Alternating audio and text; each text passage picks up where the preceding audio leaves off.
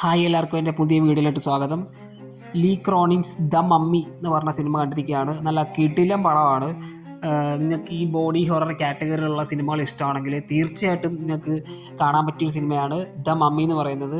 പിന്നെ ഈ സിനിമ കാണണമെങ്കിൽ നേരത്തെ ഇറങ്ങിയിട്ടുള്ള മമ്മി ഫ്രാഞ്ചൈസിലുള്ള സിനിമകളൊന്നും കാണേണ്ട ആവശ്യമില്ല. കാരണം അതുമായിട്ട് യാതൊരുവിധ ബന്ധവുമില്ല. അതിൽ നിന്ന് കോർ തീമായിട്ടുള്ള മമ്മിഫിക്കേഷൻ മാത്രമേ ഈ സിനിമയിൽ എടുത്തിട്ടുള്ളൂ. അത് വളരെ മനോഹരമായിട്ട് തന്നെ ഈ സിനിമയിൽ കാണിച്ചിട്ടുണ്ട്. ഇതിൻ്റെ അകത്തെ തീം എന്ന് പറയുന്നത്, ഒരു കുട്ടി മമ്മിഫൈഡ് ചെയ്യപ്പെടുന്നു. എന്നിട്ട് ആ കുട്ടീനെ ഒരു സൂപ്പർ നാച്ചുറൽ എൻറ്റിറ്റി പ്രോസസ്സ് ചെയ്യുന്നു. പിന്നെ ആ കുട്ടി തിരിച്ച് വീട്ടിലോട്ട് വന്നിട്ട് കാണിച്ചു കൂട്ടുന്ന കാര്യങ്ങളാണ് ഈ സിനിമയിൽ മെയിൻ ആയിട്ടുള്ളത്. ഇതിൻ്റെ താപ്പാടെ ഒരു വീട്ടിലുള്ള കുറച്ച് ആൾക്കാരും പിന്നെ 2-3 ക്യാരക്ടേഴ്സും അല്ലാതെ വേറെ ഒരു ക്യാരക്ടേഴ്സ് പോലും ഇല്ല. ഈ സിനിമ 2.25 മണിക്കൂർ ഏതാണ്ടുണ്ട്. പക്ഷെ ഒരു തരി പോലും ലാഗടിക്കില്ല, ഒരു തരി പോലും ബോറടിക്കത്തുമില്ല.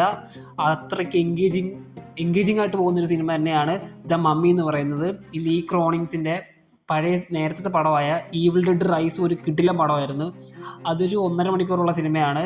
പക്ഷേ ഇത് 2.25 മണിക്കൂർ ഉണ്ടായിട്ട് പോലും ഒരു തരി പോലും ലാഗടിക്കാതെ നമ്മളെ ഫുള്ളി എൻഗേജ്ഡ് ആയിട്ട് കൊണ്ടുപോകുന്ന ഒരു സിനിമയാണ് ദ മമ്മി എന്ന് പറയുന്നത്. പിന്നെ ഇതിൻ്റെ അകത്തെ മേക്കപ്പ്, പിന്നെ അതിൻ്റെ അകത്ത് ആർട്ട് ഡിപ്പാർട്ട്മെൻറ്റൊക്കെ നല്ല രീതിയിൽ തന്നെ പണിയെടുത്തിട്ടുണ്ട്. കാരണം ഇതിൽ ഓരോരോ സീക്വൻസ് എന്നൊക്കെ പറയുന്നത് അത്രയ്ക്ക് അടിപൊളിയാണ്. നിങ്ങൾ തീർച്ചയായിട്ടും കണ്ടിക്കൊണ്ട് സിനിമ തന്നെയാണ് ദ ലീ ക്രോണിങ്സ് ദ മമ്മി എന്ന് തന്നെ പറയാം. അത്രയ്ക്ക് കിടിലമാണ്. ഇതിൻ്റെ ക്ലൈമാക്സ് ഒക്കെ പീക്ക് ക്ലൈമാക്സ് ആണ്. പിന്നെ ഈ ക്ലൈമാക്സിൻ്റെ കാര്യം പറയുമ്പോൾ തന്നെ അനാവശ്യമായിട്ടുള്ള ഒരു സെക്കൻഡ് പാർട്ടിലോട്ടോ ഒന്നും ഈ സിനിമയെ നമുക്ക് കൊണ്ടുപോകുന്നില്ല. അടിപൊളിയായിട്ട് എൻഡ് ചെയ്തൊരു സിനിമയാണ് ദ മമ്മി. തീർച്ചയായിട്ടും ഒന്ന് കണ്ടു നോക്കുക.